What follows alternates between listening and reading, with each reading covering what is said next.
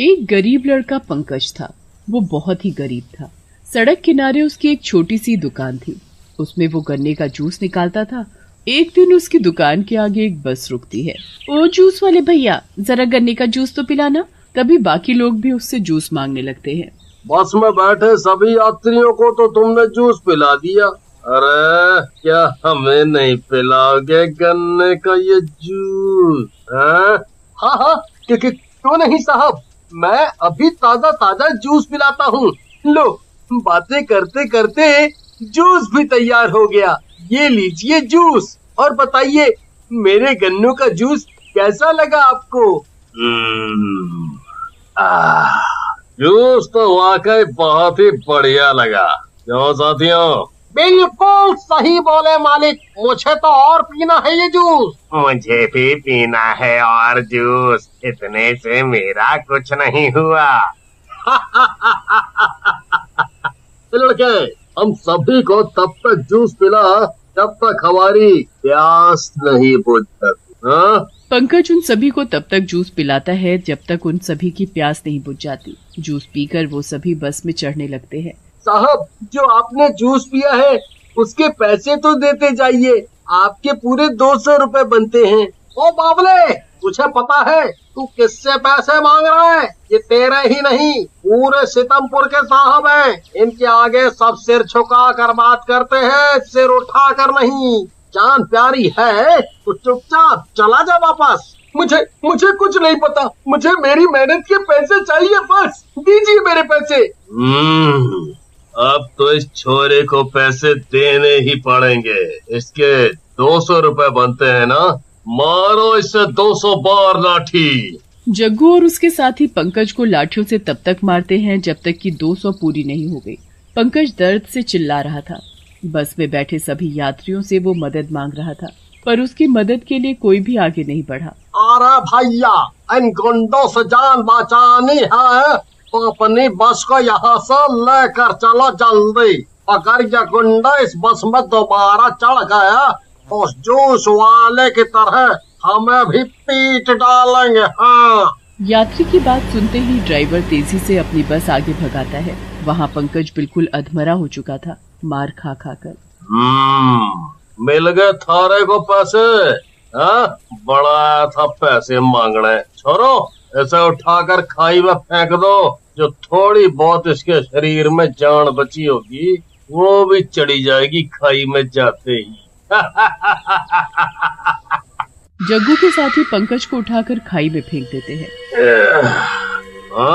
अब ये बस कटे गई, मारे डर से शायद सारे भाग गए। छोरो, दूसरी बस रोको कोई। दूसरी बस आते ही जग्गू और उसके सभी साथी बस में बैठकर चले जाते हैं। थोड़ी ही देर में उसकी वहीं मृत्यु हो जाती है। वो मरते ही एक भूत बन जाता है। ये मेरे साथ तो अच्छा नहीं हुआ। जिन लोगों ने मुझे मारा और जो लोग ये सब तमाशा देख रहे थे, मैं उनमें से किसी को भी नहीं छोड़ूंगा, सबको मार दूंगा। जिस सड़क किनारे पंकज गन्ने का जूस निकालकर बेचा करता था, उस सड़क पर अब पंकज का भूत भटकता रहता है बदले की आग में। पंकज का भूत अपने मुंह पर गमछा लपेट लेता है ताकि उसे कोई पहचान न पाए कि वो भूत है। एक दिन वहाँ एक ट्रक रुकता है। ओए मुंडे, हम दोनों को जूस पिला, बहुत प्यास लगी है। तभी पंकज हाथ में जूस का गिलास लिए आ जाता है। साहब, जूस एक बार पियोगे तो दोबारा जरूर मांगोगे जूस। बलवीर और शेरा बड़े ही खुश होकर पंकज के हाथों से जूस का गिलास ले लेते हैं और पीने लगते हैं। तभी वो जूस खून में बदल जाता है। ये क्या बदतमीजी है लड़के, तूने जूस की जगह हमें ये क्या पिला दिया है? रुक जा, आज ये मेरे हाथों से मरेगा। मरे हुए को और क्या मारोगे?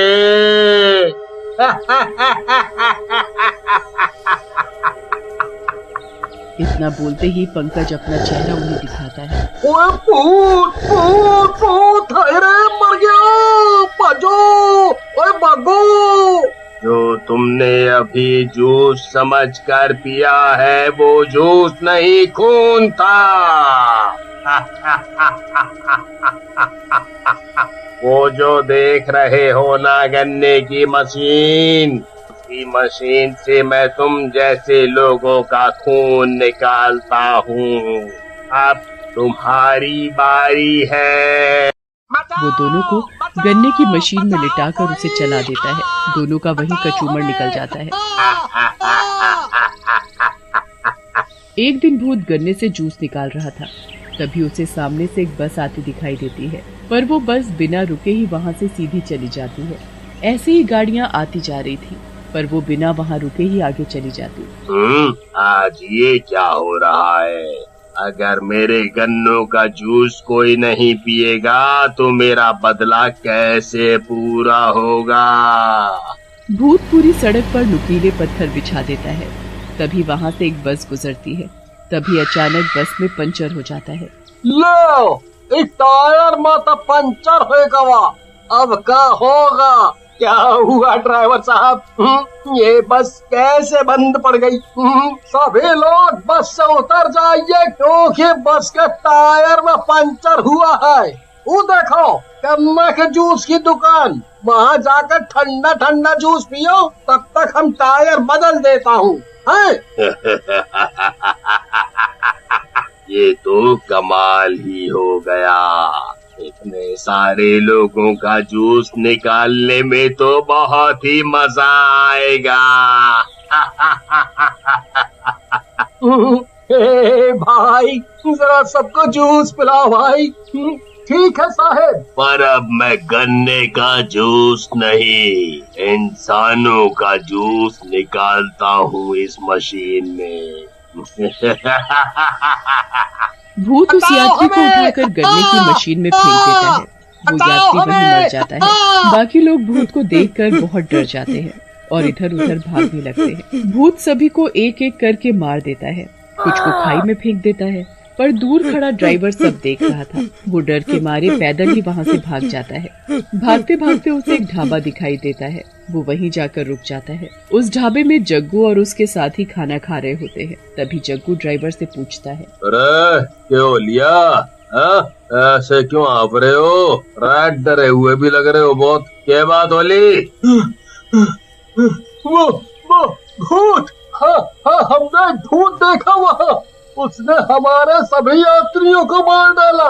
हम बड़ी मुश्किल से अपनी जान बचा कर आया हूँ। अगर तुम्हें हमारी बात पर यकीन नहीं है तो तुम खुद ही जाकर देख लो। वो जूस की दुकान पर तुम्हें भूत जरूर दिखेगा।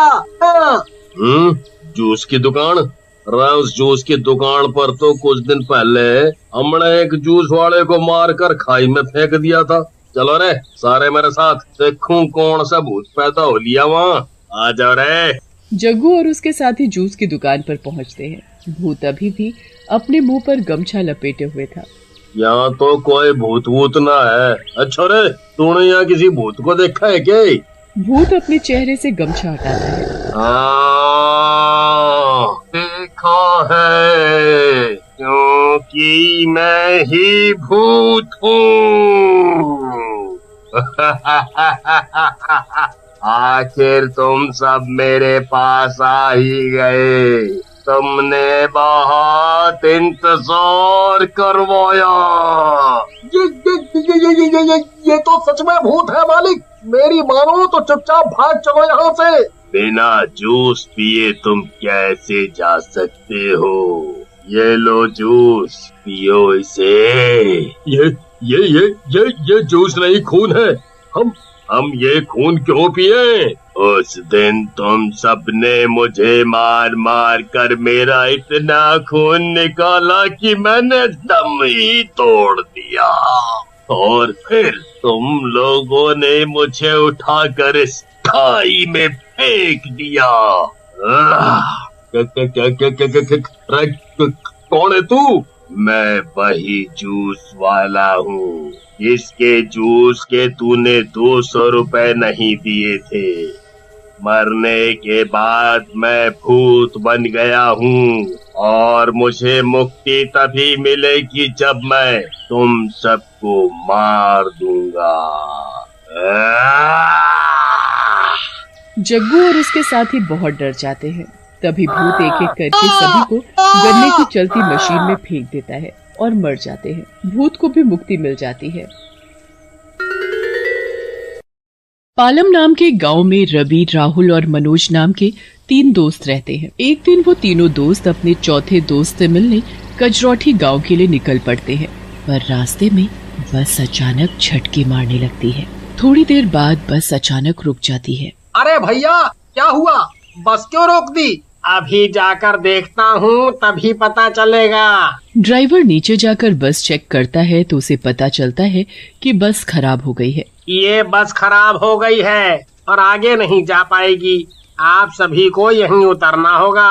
अब तो रात भी हो चुकी है, हम आगे कैसे जाएंगे? भैया मुझे माफ करो, पर मैं कर भी तो क्या सकता हूँ। अरे रवि, यहाँ रुकने का कोई फायदा नहीं है, चलो यहाँ से निकलते हैं।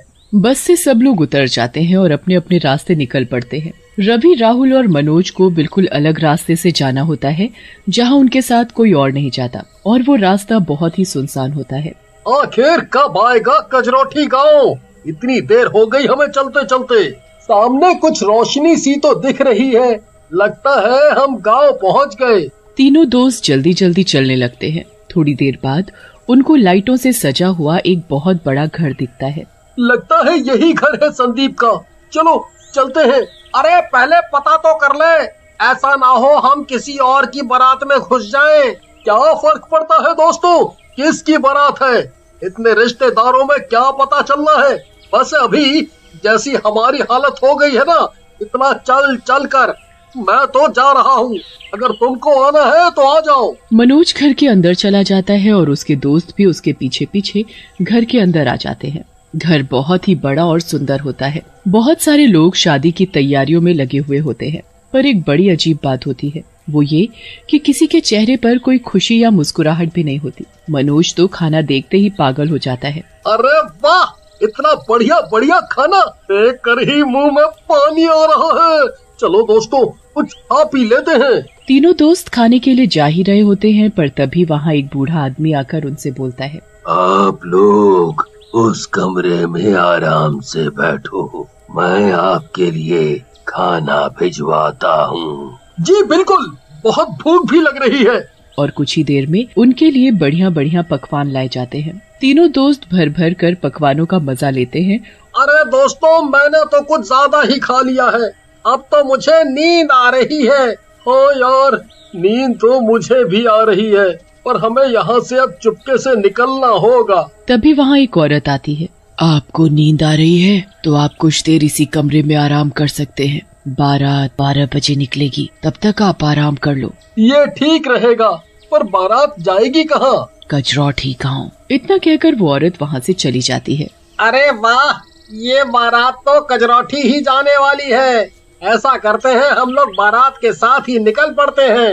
हाँ बिल्कुल सही कहा तुमने, पर ये लोग कितने अजीब नहीं है, इसी के चेहरे पर कोई हंसी मुस्कुराहट ही नहीं। पता नहीं, पर कुछ तो अजीब है यहाँ। और किसकी बारात 12 बजे निकलती है? इतना खा खा कर अब तुझे सब अजीब लग रहा है। चल अब चुपचाप सो जा।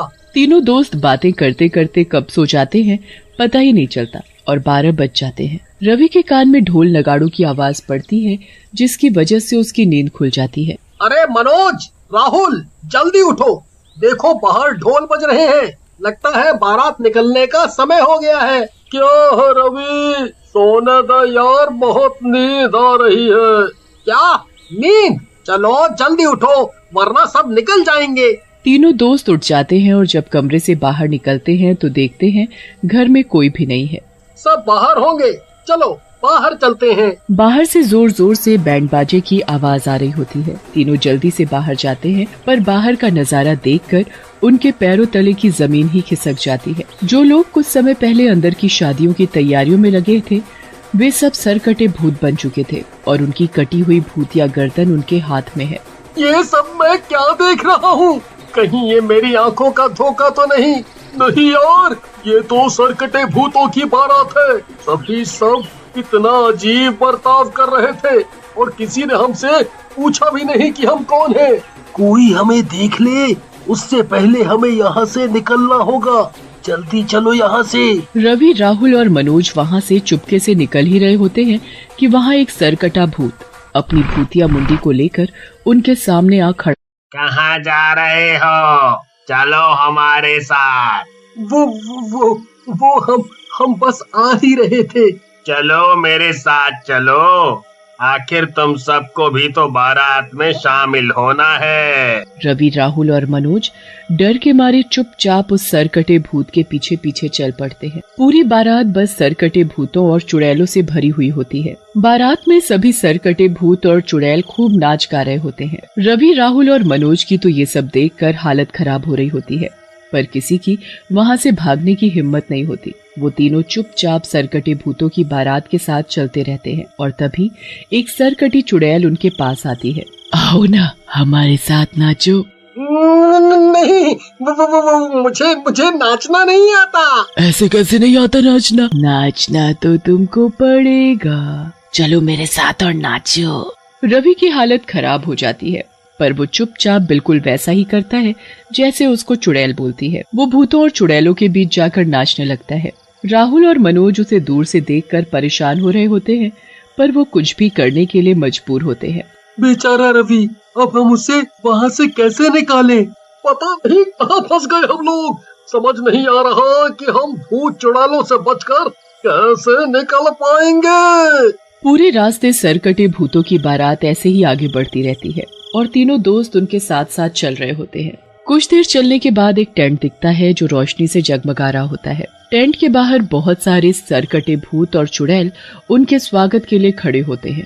बारात के साथ साथ वो तीनों दोस्तों का भी बड़ी अच्छी तरह से स्वागत किया जाता है। उसके बाद बारात अंदर जाती है। सब कुछ बिल्कुल वैसा ही होता है जैसे एक शादी में होता है, बस फर्क इतना होता है कि वहाँ इंसानों की जगह सब सरकटे भूत और चुड़ैल होते हैं। कुछ देर बाद वहाँ एक चुड़ैल दुल्हन की तरह तैयार होकर आती है और मंडप पर बैठ जाती है। इस चुड़ैल की तो शादी हो रही है और इस बारात में तो दूल्हा है ही नहीं, तो फिर इसकी शादी किससे होगी? तुम तीनों में से किसी एक से। ये सुनकर तीनों एक साथ पीछे मुड़ते हैं और चौंकते हुए बोलते हैं, क्या? हाँ, तुम तीनों में से दुल्हन जिसको पसंद करेगी उसकी शादी आज उस दुल्हन के साथ होगी। चलो, अब मेरे साथ चलो, वक्त निकलने वाला है। नहीं, ये नहीं हो सकता। हमें जाने दो प्लीज। आखिर आपको इन सब से क्या मिलेगा? प्लीज हमें जाने दो। वहाँ कुछ और भूत आ जाते हैं और उन तीनों को मंडप पर ले जाया जाता है। बता, तुझे इन तीनों में से कौन सा लड़का पसंद है जिसे तू पसंद करेगी? हम तेरी शादी उसी से करेंगे और फिर उसका सर काट कर हम उसे अपनी बिरादरी में शामिल कर लेंगे। इतना सुनकर तो तीनों दोस्त थर थर कांपने लगते हैं और बुरी तरह रोने लग जाते हैं। मंडप तक जाते टाइम रवि बुरी तरह गिर जाता है। इसे जल्दी उठाओ और जल्दी से शादी की विधि पूरी करो, हमारे पास वक्त नहीं है। भूत जैसे तैसे रवि को चुड़ैल के सामने ले जाकर खड़ा कर देते हैं। चुड़ैल उसमें से रवि को ही पसंद करती है और बस दोनों की शादी की विधि शुरू हो जाती है। वहाँ 2 माला भी पड़ी होती है, पर उन मालाओं में फूल नहीं बल्कि कटी हुई मुंडिया होती हैं। जल्दी करो, वक्त निकल रहा है। जल्दी से ये माला उठाओ और एक दूसरे के गले में पहनाओ। पहले चुड़ैल रवि के गले में माला डालती है और फिर जैसे ही रवि माला चुड़ैल के गले में डालता है, वो माला नीचे जमीन में गिरकर गायब हो जाती है। उस माला के साथ वो चुड़ैल, वहाँ खड़े सारे भूत और टेंट सब कुछ गायब हो जाता है। ये सब कैसे हो गया? कहाँ गए सारे भूत? ये सब सोचने का वक्त नहीं है हमारे पास। बस यहाँ से जल्दी भागो। तीनों दोस्त वहाँ से भागते हुए सीधा अपने दोस्त के घर सांस लेते हैं और अपने दोस्त को पूरी बात बताते हैं। तुमने आने से पहले बताया क्यों नहीं? उस रास्ते में से तो अक्सर सरकटे भूतों की बारात निकलती है, पर शायद तुम्हारी शादी होने से पहले ही 4 बज गए थे, इसलिए वो भूत अपने आप गायब हो गए। रात को सारे दोस्त मिलकर खूब हंसी मजाक करते हैं और रवि की शादी को लेकर उसका खूब मजाक उड़ाते हैं।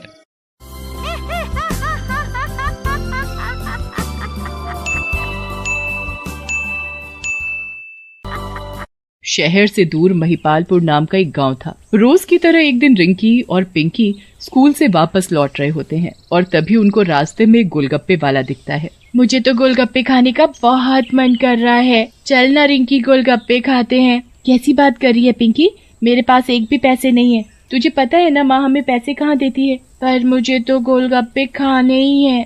चुपचाप घर चल और गोलगप्पे कल खा लियो। पिंकी की शक्ल उतर जाती है और वो उदास होकर गोलगप्पे वाले के सामने से जाने लगती है, पर तभी गोलगप्पे वाले की आवाज सुनकर दोनों बहनें अचानक रुक जाती हैं और पीछे मुड़कर देखती हैं। गोलगप्पे खा लो, गोलगप्पे फ्री के गोलगप्पे खा लो। आओ आओ जल्दी आओ, फ्री के गोलगप्पे खा कर जाओ। अरे रिंकी, ये तो फ्री में गोलगप्पे दे रहा है, पर कोई फ्री में गोलगप्पे क्यों खिलाएगा? मुझे तो कुछ गड़बड़ लग रही है पिंकी, तू चल यहाँ से। तू बेकार की बात मत कर समझी, एक तो फ्री में गोलगप्पे खाने को मिल रहे हैं और उसमें भी तुझे पता नहीं क्या गड़बड़ लग रही है। अरे गोलगप्पे ही तो है, कोई बम थोड़ी है जो मुंह में फट जाएंगे। पिंकी रिंकी की एक नहीं सुनती और फ्री के गोलगप्पे खाने चल देती है। आओ बच्चों आओ, बताओ कौन सा गोलगप्पा खाओगे, खट्टा या मीठा? मुझे तो खट्टा वाला खाना है, पर क्या आप सच में फ्री में गोलगप्पे खिलाओगे ना? हाँ बेटा, मैं तुमसे एक भी पैसा नहीं लूंगा। तुम्हें जितने गोलगप्पे खाने हैं उतने खाओ। पिंकी तो बस फिर ऐसे ही गोलगप्पे खाना शुरू करती है कि रुकने का नाम ही नहीं लेती। वो एक के बाद एक गोलगप्पा खाती ही जाती है। रिंकी वहीं खड़ी पिंकी को बस देखती रहती है और खुद एक भी गोलगप्पा नहीं खाती। काफी सारे गोलगप्पे खाने के बाद जब पिंकी का पेट बिल्कुल भर जाता है, तब जाकर वो गोलगप्पे खाना बंद करती है। बस भैया आप बस करो, मैंने बहुत सारे गोलगप्पे खा लिए, अब बस, और मैं नहीं खा सकती। इतने ही काम कर जाएंगे। क्या? अरे मेरा मतलब इतने ही काफी है, तुम्हारा पेट भर गया होगा है? हाँ वही तो। पिंकी और रिंकी अब घर के लिए निकल पड़ते हैं, पर रिंकी को उसका ऐसा फ्री के गोलगप्पे खाना अच्छा नहीं लगता। कुछ देर बाद जब पिंकी और रिंकी घर पहुंचती हैं, तो दोनों अपने अपने कामों में लग जाती हैं। रिंकी अपनी माँ का खाना बनाने में हाथ बटाती है और पिंकी अपने कमरे में जाकर खेलने लगती है। पूरा दिन ऐसे ही निकल जाता है। रात को सब सो जाते हैं। पिंकी और रिंकी भी अपने कमरे में सो जाते हैं। अगली सुबह जब रिंकी स्कूल के लिए उठती है और पिंकी को उठाने लगती है, तो पिंकी को देखकर उसके होश ही उड़ जाते हैं। पिंकी के गाल गोलगप्पे की तरह गोल गोल हो रहे होते हैं। उसका पेट भी गोलगप्पे की तरह फूला हुआ होता है। रिंकी पिंकी की ऐसी हालत देखकर डर जाती है और जल्दी से उसे उठाती है। पिंकी पिंकी जल्दी उठो, ये देखो जरा तुम्हें क्या हो गया है। क्या है रिंकी? अरे पहले उठो तो और जाकर अपनी शक्ल शीशे में देखो। पिंकी उठकर बाथरूम में जाती है और शीशे में अपनी शक्ल देखकर डर जाती है और जोर जोर से रोने लगती है। ये मेरे चेहरे को क्या हो गया और ये मेरा पेट, हे भगवान ये मुझे क्या हो गया। पिंकी और रिंकी दोनों अपनी माँ के पास जाते हैं, तो उनकी माँ भी पिंकी की ऐसी हालत देखकर घबरा जाती है। वो जल्दी से उसे डॉक्टर के पास लेकर जाती है, तो पहले से काफी बच्चे बैठे होते हैं जिनकी हालत बिल्कुल पिंकी जैसी हो रही होती है। सबके गाल फूले हुए और पेट मटके की तरह बाहर होता है। हे भगवान, ये क्या नई बीमारी आ गई हमारे गांव में। मुझे तो लगा था कि मेरी बेटी को क्या हो गया, और ये तो देखो कितने सारे बच्चे ऐसी हालत में बैठे हैं। मुझे भी कुछ समझ नहीं आ रहा, ये आखिर कौन सी बीमारी है। मैंने तो आज तक कभी ऐसी बीमारी नहीं देखी, और ऊपर से ये इतने सारे बच्चों को एक साथ। समझ ही नहीं आ रहा कि मैं करूं तो क्या करूं। कुछ ही देर में सभी बच्चों के गाल और पेट और ज्यादा फूलने लगते हैं। ऐसा लगता है कि जैसे अभी सब फट जाएंगे। बेचारे बच्चे डर के मारे रो रहे होते हैं, पर उनके माँ बाप या डॉक्टर किसी को भी समझ नहीं आ रहा होता कि उन्हें कैसे ठीक किया जाए। धीरे धीरे वहाँ और भी लोग उसी हालत में आने लगते हैं। जाने क्या मुसीबत लग गई मेरे बच्चे को, इतना सुंदर था और अब देखो कैसा गोलगप्पा सा हो गया है। गोलगप्पा? क्या तुम सब बच्चों ने स्कूल के बाहर से गोलगप्पे खाए थे, वो भी फ्री वाले? हाँ, मैंने कल ही खाए थे और उन अंकल ने मुझसे पैसे भी नहीं लिए। हाँ, मैंने भी इसी के साथ ही खाए थे। धीरे धीरे सभी बच्चे बताते हैं कि सभी ने स्कूल के बाहर से फ्री के गोलगप्पे खाए हैं। अब रिंकी को शक होता है कि ये उन गोलगप्पों की वजह से ही हुआ है, वरना कोई ऐसे क्यों सबको फ्री में गोलगप्पे खिलाएगा। वो फिर सारी बात बताती है और सब रिंकी की बात सुनकर बड़े ही हैरान होते हैं। आप सब चिंता मत करो, हमें सबसे पहले तो इस गोलगप्पे वाले का पता निकालना होगा। मैं कल जब स्कूल जाऊंगी तब देखती हूँ कि आखिर। अगले दिन रिंकी अकेली स्कूल जाती है और स्कूल से आते वक्त वही गोलगप्पे वाला वहाँ फ्री में गोलगप्पे खिला रहा होता है। आओ आओ बच्चे, फ्री के गोलगप्पे खाओ, फ्री के। रिंकी उस गोलगप्पे वाले के पास जाती है और गोलगप्पे खाने की जगह उन्हें उठा उठा कर तोड़ने लगती है। सच सच बताओ कि क्या जादू किया हुआ है इन गोलगप्पों में जो इन्होंने गांव के बच्चों की ऐसी हालत कर दी। गोलगप्पे वाले को अपने गोलगप्पे टूटते देख बड़ा ही गुस्सा आता है। वो गुस्से में आग बबूला हो जाता है और एक भूत में बदल जाता है। तेरी इतनी हिम्मत जो तूने मेरे गोलगप्पों को हाथ लगाया, चल दूर हट मेरे गोलगप्पों से, वरना तुझे जान से मार डालूंगा। रिंकी की तो भूत को देखकर हालत खराब हो जाती है। भूत?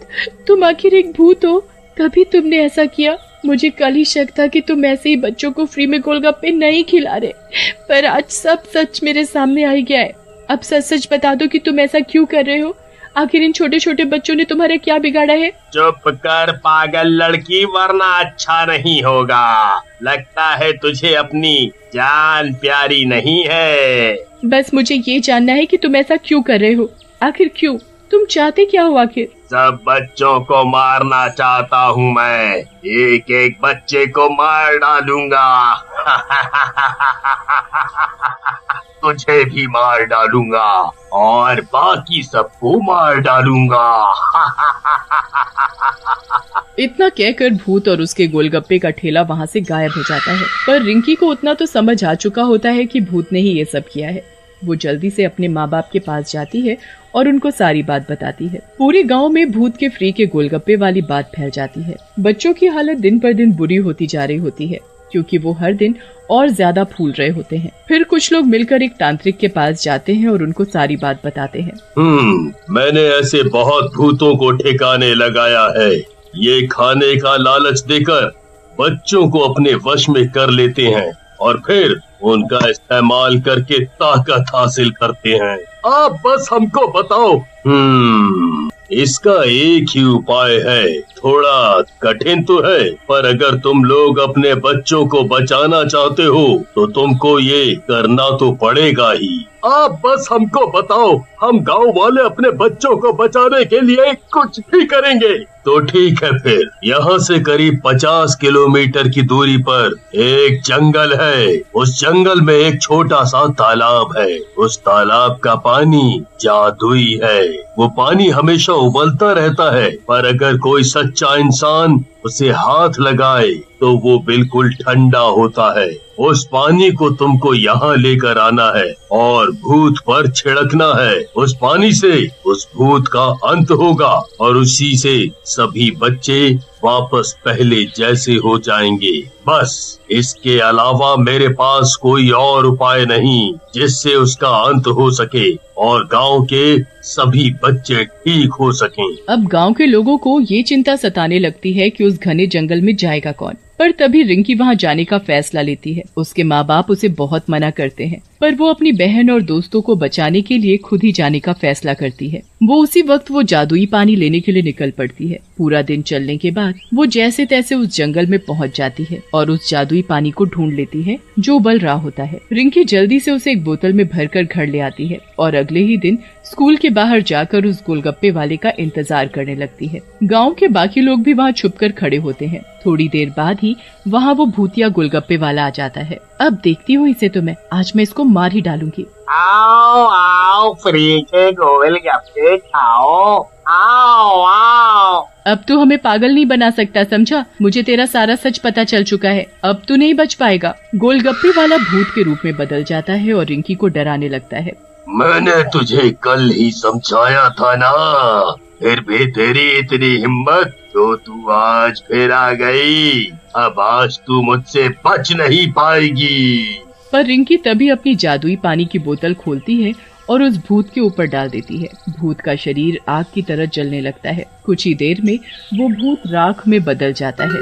आज इस भूत का अंत हो गया। तुम्हारा एहसान हम गांव वाले कभी नहीं भूलेंगे। अब जल्दी से ये पानी सभी बच्चों पर छिड़क दो। जादुई पानी को जल्दी से सभी बच्चों पर छिड़का जाता है और सब बच्चे ठीक हो जाते हैं। एक गांव था सूरजपुर। उस गांव में एक पुष्पा नाम की औरत अपने पति सुंदर के साथ रहती थी। पुष्पा ने एक बेटी को जन्म दिया। हाय रे मेरी किस्मत, मुझ गरीब के घर ही तुझे पैदा होना था। मैं तो कहता हूँ इसे हम कहीं बाहर फेंक आते हैं। अगर कोई पूछेगा तो बोल लेंगे पैदा होते ही बच्चा मर गया।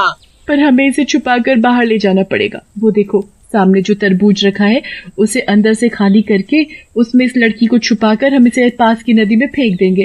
फिर क्या था, दोनों अंदर से तरबूज खाली करके बच्ची को उसमें रख देते हैं और नदी में फेंक आते हैं। अगली सुबह एक धोबी शंभू और धोबन दुलारी नदी के घाट पर कपड़े धो रहे होते हैं। तभी दुलारी को उस बच्ची के रोने की आवाज सुनाई पड़ती है जो उस तरबूज में बंद थी। हाय, ये तो किसी बच्चे के रोने की आवाज है, पर ये आवाज आ कहाँ से रही है? यहाँ आसपास तो कोई भी दिखाई नहीं पड़ता। क्या हुआ दुलारी, बार बार इधर उधर क्यों देख रही हो? अजी, मुझे किसी बच्ची के रोने की आवाज सुनाई दे रही है। क्या आपको भी सुनाई पड़ रही है? दुलारी, आवाज तो वाकई आ रही है। ये आवाज शायद उस तरबूज से आ रही है। दोनों भागकर उस तरबूज के पास जाते हैं। शंभू अपना कान लगाकर सुनता है तो उसे उसमें से ही आवाज आ रही होती है। शंभू बड़े ही आराम से तरबूज को खोलता है तो अंदर से तरबूज देख दोनों हैरान रह जाते हैं। इसमें तो बच्ची है, पर ये बच्ची तरबूज में किसने रखी? किसकी होगी ये बच्ची? ये तरबूज हमें मिला है तो ये बच्ची हमारी हुई। अजी, आपको तो खुश होना चाहिए क्योंकि भगवान ने हमारी सुन ही ली। मैं सालों से बेऔलाद थी पर अब नहीं। तुमने सही कहा दुलारी, ये बच्ची हमारी हुई और हम दोनों ई के माँ बाप। पुष्पा और सुंदर ये सब चुपके से देख रहे होते हैं। हमारी आफत तो हमारे ही पड़ोसियों ने ले ली। अच्छा हुआ हमारे सिर से बला टली। हम कभी भी इन दोनों को ये पता नहीं चलने देंगे कि ये बच्ची हमारी है। शंभू और दुलारी बच्ची को घर ले जाते हैं। मैं अपनी बच्ची को खूब पढ़ाना चाहती हूँ, उसकी अच्छे से परवरिश करना चाहती हूँ। शंभू और दुलारी पहले से और ज्यादा कपड़े धोने लगते हैं। ऐसे ही हंसते खेलते 10 साल बीत जाते हैं। एक दिन दुलारी बहुत बीमार पड़ गई। पापा, माँ को क्या हुआ? तभी दुलारी मेघना को इशारा करके अपने पास बुलाती है। मैं बस थोड़ी बीमार हूँ, दवाई खाऊंगी तो ठीक हो जाऊंगी, फिर उसके बाद हम दोनों मिलकर खेलेंगे। तुम जाकर अपनी सहेलियों के साथ खेलो। मेघना अपनी माँ की बात मानते हुए बाहर खेलने चली जाती है।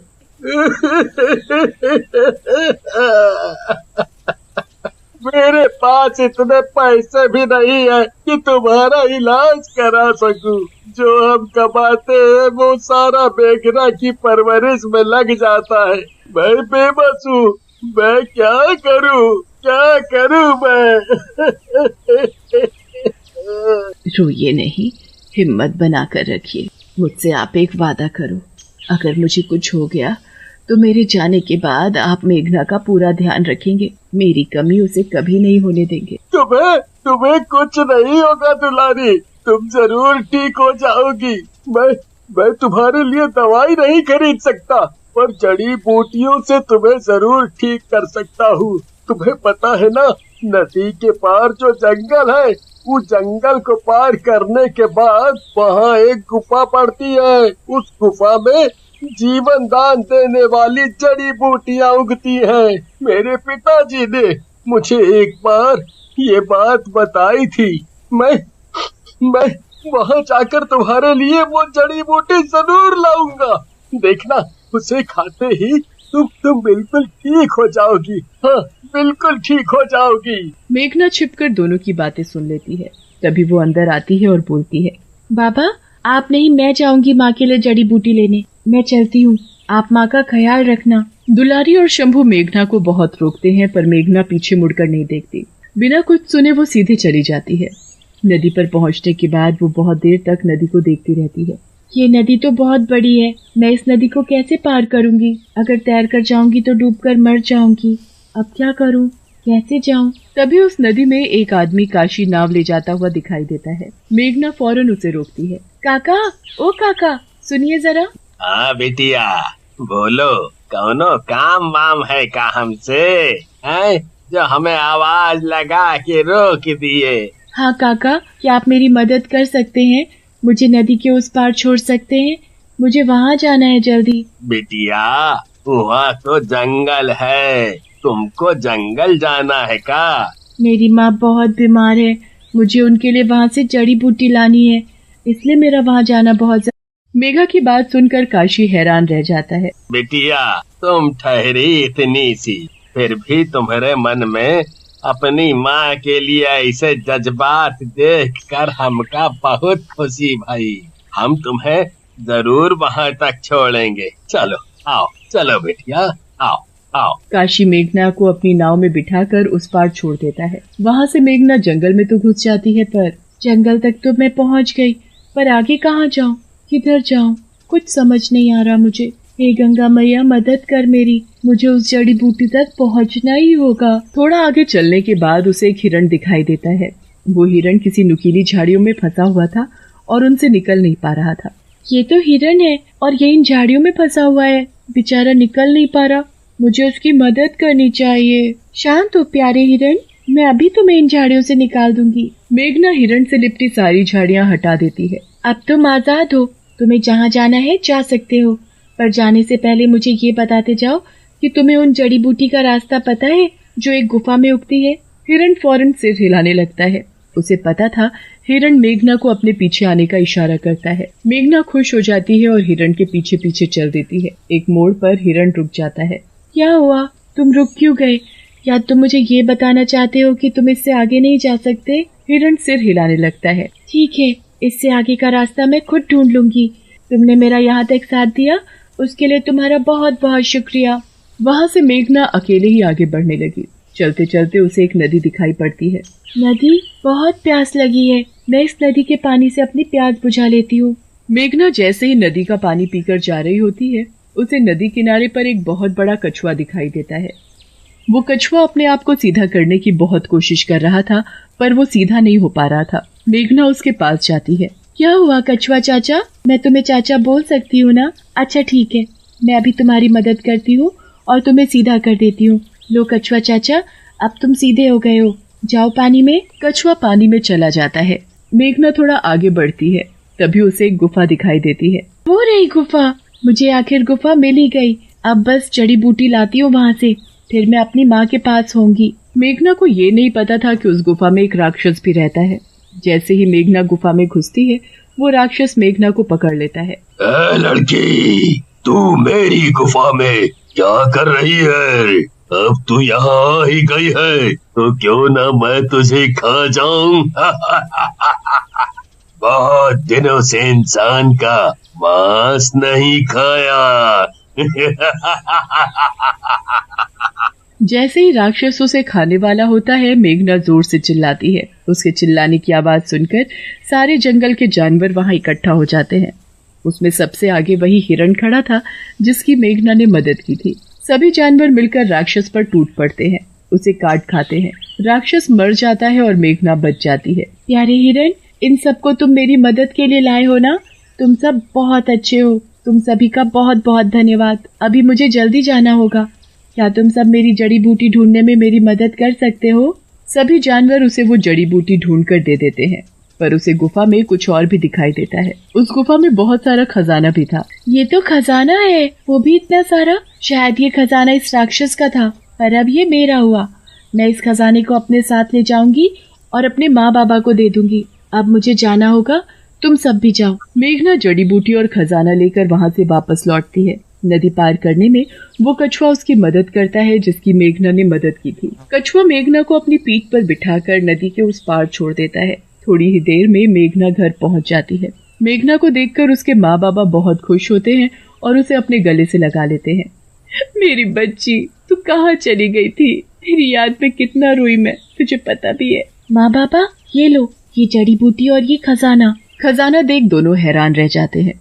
मेघना जंगल की सारी बात अपने माँ बाबा को बताती है। दुलारी तुरंत उन जड़ी बूटियों को खाते ही ठीक हो जाती है और खजाना पाकर वे सब अब बहुत अमीर हो जाते हैं। पर वो खजाने वाली बात सुंदर और पुष्पा सुन लेते हैं। ये बच्ची हमारी है तो ये खजाना भी हमारा हुआ। ये बच्ची तुम्हें एक तरबूज में मिली थी ना? है? हमने ही उसे उस तरबूज में छिपाया था। तुम दोनों ने मेरे पैदा होते ही मुझे फेंक दिया। इन दोनों ने मुझे पाला, इसलिए मेरे माँ बाबा तुम दोनों नहीं, ये दोनों हैं। मेघना की ये बात सुनते ही दुलारी और काशी उसे अपने सीने से लगा लेते हैं। और वो दोनों अपना सा मुंह लेकर वहां से चले जाते। Please like, share and subscribe.